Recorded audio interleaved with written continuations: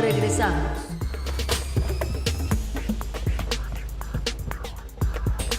Buen día, gracias a quienes nos acompañan en esta transmisión. Queremos retomar el tema de las reformas que aprobaron en el Congreso y entre ellas están las reformas al Código Fiscal. Para esto hemos invitado a Juan Manuel Casanueva, director de SocialTIC, una de las organizaciones que se ha especializado en seguridad digital. Antes de darle la palabra a Juan Manuel Casanueva, me gustaría retomar lo que aprobó el Congreso, la Cámara de Diputados específicamente. ¿De qué va el tema de la reforma al Código Fiscal para las apps? Y leo textual. Entre las reformas más relevantes se encuentra la adición del artículo 30B, que obliga a las plataformas digitales que prestan servicios en México a permitir a las autoridades fiscales el acceso permanente en línea y en tiempo real a la información necesaria para verificar el cumplimiento de obligaciones fiscales. Esto significa operaciones en plataformas digitales de streaming, compras o servicios de transporte, entre otras. En caso de incumplimiento, se contempla el bloqueo temporal del acceso al servicio digital. Además, se modificó el artículo primero transitorio para que las nuevas obligaciones para plataformas digitales, entren en vigor el 1 de abril de 2026. Para quienes nos escuchan o nos están viendo, estamos hablando de las aplicaciones, la que usted conozca, la que usted use. ¿Se ha percatado de que todas las aplicaciones se abren con un correo electrónico o un número teléfono celular? ¿Usted usa el mismo correo electrónico de su app favorita para su clave llave, que es para hacer trámites en la Ciudad de México? ¿O es la misma cuenta para su clave fiel del SAT? Bueno, de esta situación es de la que hablaremos con Juan Manuel. ¿Cómo vas, Juan Manuel? Hola, ¿qué tal? Buenos días. Un gusto estar con ustedes. Un saludo al auditorio. Buenos días, Juan Manuel. Veo que ustedes como organizaciones expusieron y alertaron sobre este tema en días pasados. ¿De qué va esta preocupación para que nos pudieras explicar, por favor? Pues hay tres grandes preocupaciones desde un ámbito tecnológico y de derechos digitales. Uno, si bien ya se ha ido aclarando algunas alarmas sobre qué tipo de información es la que podría tener el SAT y estaría obligando a las empresas y sus servicios digitales a obtener, sigue siendo muy poco claro a qué se refiere con estas informaciones o estos datos para el cumplimiento de obligaciones fiscales, porque si entendemos ahí las plataformas, como bien estabas introduciendo el tema, hay plataformas en donde uno tiene su usuario, su contraseña y nada más, puede inclusive poner diferentes nombres, etcétera, ni siquiera tenemos nuestro RFC registrado. Entonces, ¿qué se puede interpretar como la información asociada para obligaciones fiscales, tanto que puedan identificar o no a la persona y también de la actividad comercial que pueda llegar a tener? Sigue siendo poco claro. Yo ayer estuve escuchando ahí declaraciones de algunas personas involucradas en esa iniciativa, el diputado Ramírez Cuellar también hablando al respecto, y sigue siendo poco claro justamente hasta qué detalle es que la autoridad estaría obligando a estas plataformas a dar información relacionada con la identidad de las personas, desde el RFC si es que lo tuvieran, o los números telefónicos o los correos electrónicos o las direcciones, o inclusive algo más técnico que pueden ser las direcciones IP, y también qué información sobre la actividad en esas plataformas, trayectos, qué estamos comprando, qué tipo de consumo tenemos, cuándo lo tenemos. Eso sigue siendo bastante preocupante por la falta de detalle que tiene. Lo segundo es que es otra preocupación adicional que se está estipulando justamente en esta normativa, que se debe tener acceso. El SAT debería tener acceso en forma permanente y en línea y en tiempo real a la información antes identificada dentro de las plataformas. Y esto habilita muchos diferentes tipos de preocupaciones, entre algunos que pueden ser técnicos relacionados a ciberseguridad. Eso quiere decir que le deberían tener una puerta trasera o un acceso de esta información a las diferentes autoridades, generando una modificación en las plataformas que posiblemente van a tener muchas resistencias desde el punto de vista técnico y de seguridad para generar. Y algo más preocupante, que es que si esto se va a estar pidiendo en una lógica de tiempo real, estaría teniendo la información relacionada a estas obligaciones fiscales que aún no tenemos claridad en detalle a cuáles se refieren, pues de cuál es la actividad de las personas en sus diferentes eh, modalidades del servicio que se esté utilizando, ¿no? Entonces, aquí, desde el punto de vista de derechos digitales y un punto de vista técnico, sí preocupa mucho el que una autoridad esté obligando a una plataforma el tener un acceso directo, permanente y en tiempo real. Desde una lógica de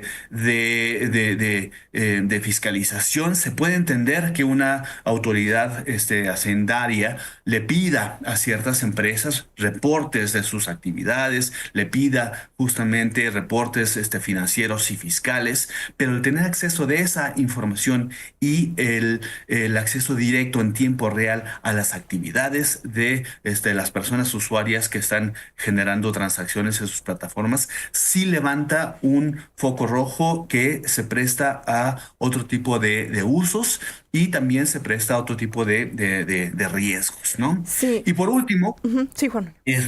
terminamos con el tema de las consecuencias, que es el bloqueo temporal a estas plataformas. Ahí se puede decir fácilmente que se va a buscar bloquear temporalmente una plataforma o la otra, pero son medidas que muchas veces pueden generar censura en diferentes ámbitos. Ya nuestro colega de R3D el día de ayer indicó claramente cómo algunas plataformas son un poquito más complejas. Pueden combinar justamente transacciones comerciales con redes sociales, hay espacios públicos, hay derechos para la libertad de expresión y asociación que se podrían estar vulnerando si es que hay algún tipo de bloqueo.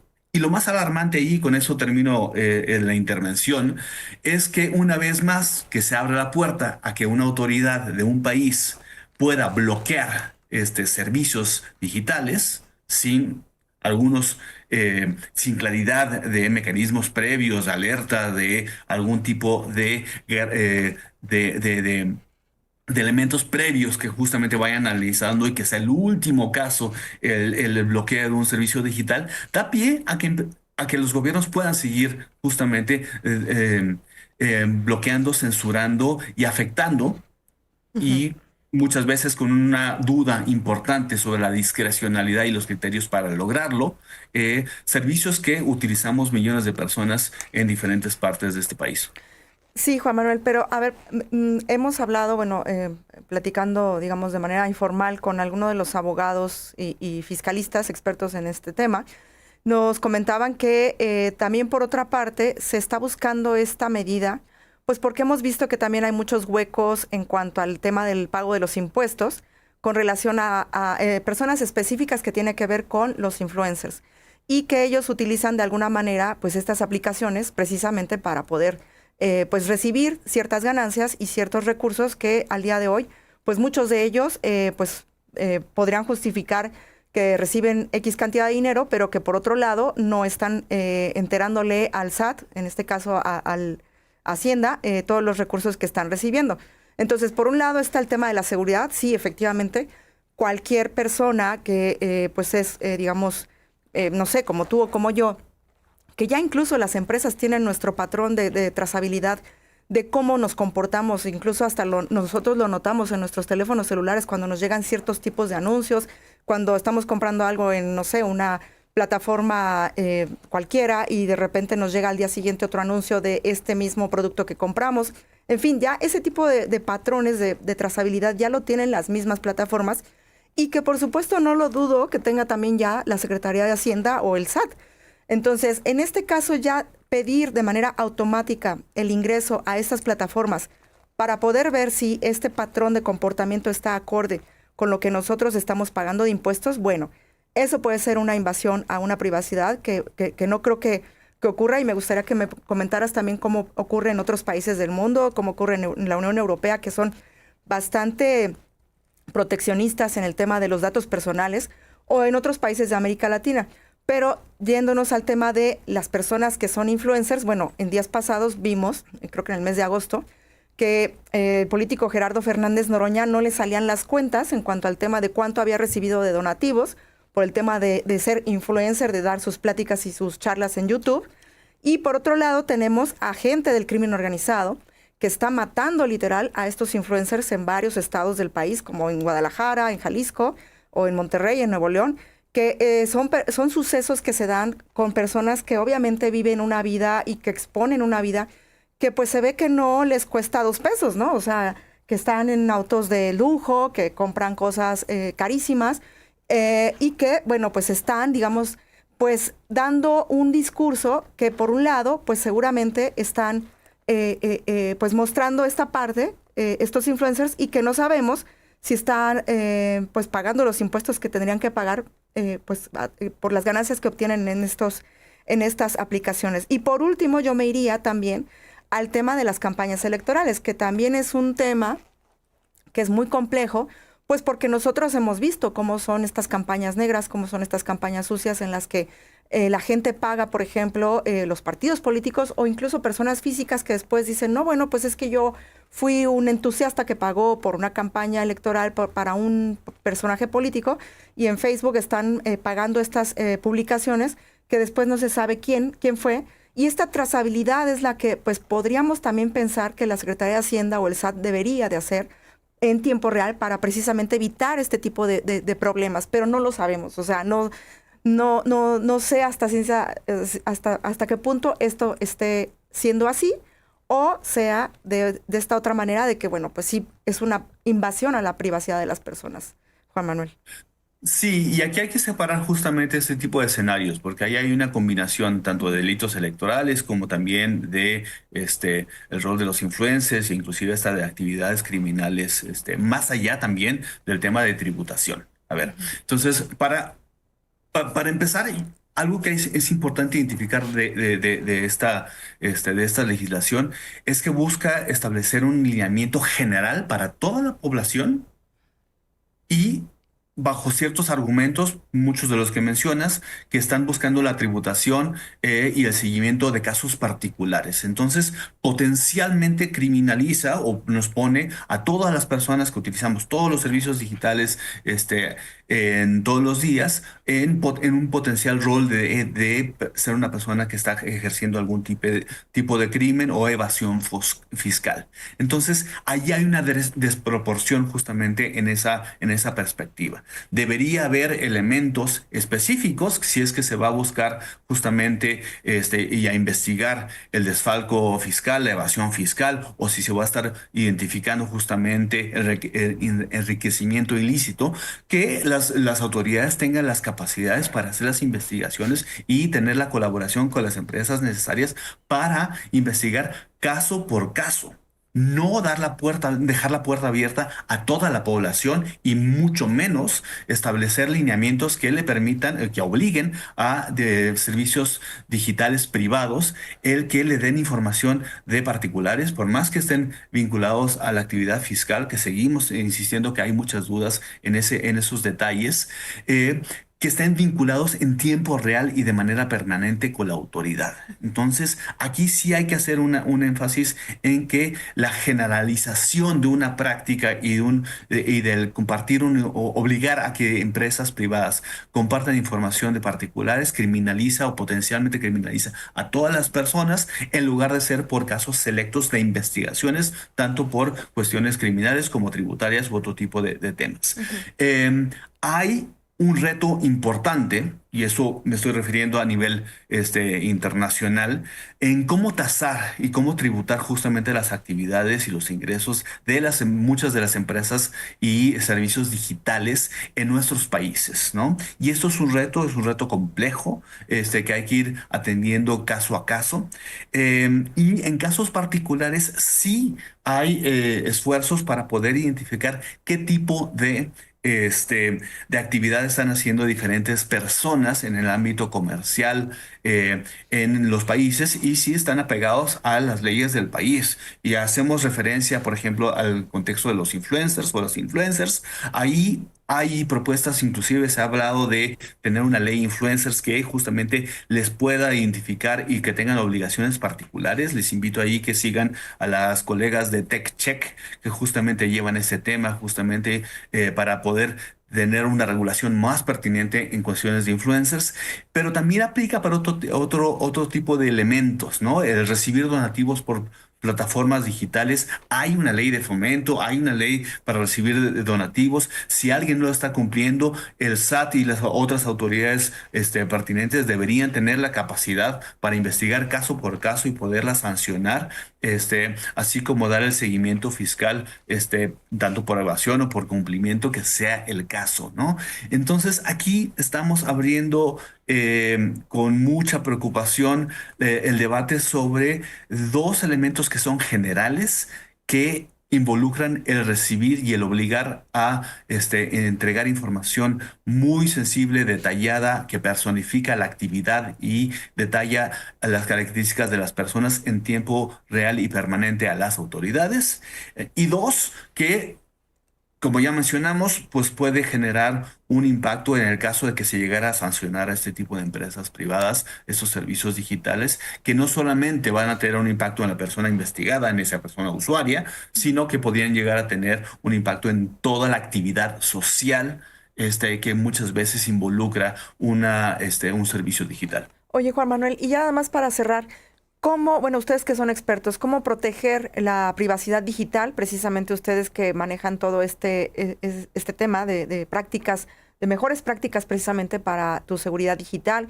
Pues porque muchas veces la gente no sabe, por ejemplo, qué es una VPN o no sabe esto de la dirección IP, cómo pueden rastrearlos o simplemente cómo proteger tu teléfono celular, porque pues no sé, o sea, es muy común desafortunadamente que pues te roben el celular y de repente, bueno, he estado leyendo que ahora ya es más inseguro que le apliques lo que es la huella digital a que te aprendas una clave o una contraseña más o menos fuerte para que tenga varios candados como para que no lo sepa cualquier persona y no andar descargando pues cualquier software que no sea, digamos, reconocido, ¿no? Pero obviamente ustedes son los expertos, entonces si tú le pudieras hacer algunas recomendaciones breves a las Claro, personas. y siempre es bueno hablar de seguridad digital, pero antes no nos deberíamos estar preocupando, no nos deberíamos estar preocupando por nuestra seguridad cuando la información la está pidiendo el gobierno.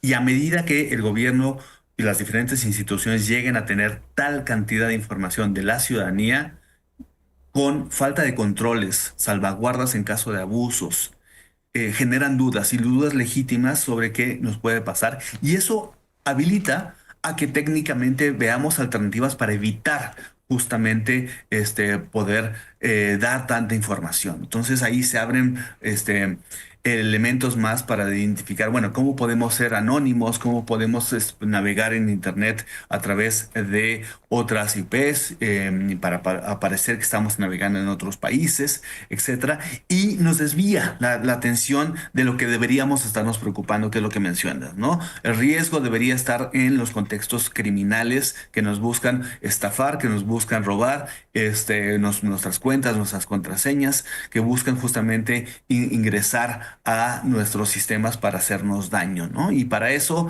pues bueno, hay medidas de seguridad digital básicas y ahí invitamos a que el público ingrese y aprenda en los contenidos que tenemos en www.protege.la. Desde SocialTIC tenemos ahí amplios recursos para fortalecer las contraseñas, identificar mecanismos de verificación de ingreso a plataformas, establecer verificaciones de dos pasos, utilizar VPNs en redes inseguras y muchas otras recomendaciones que nos pueden mantener seguros y seguras en nuestros servicios digitales.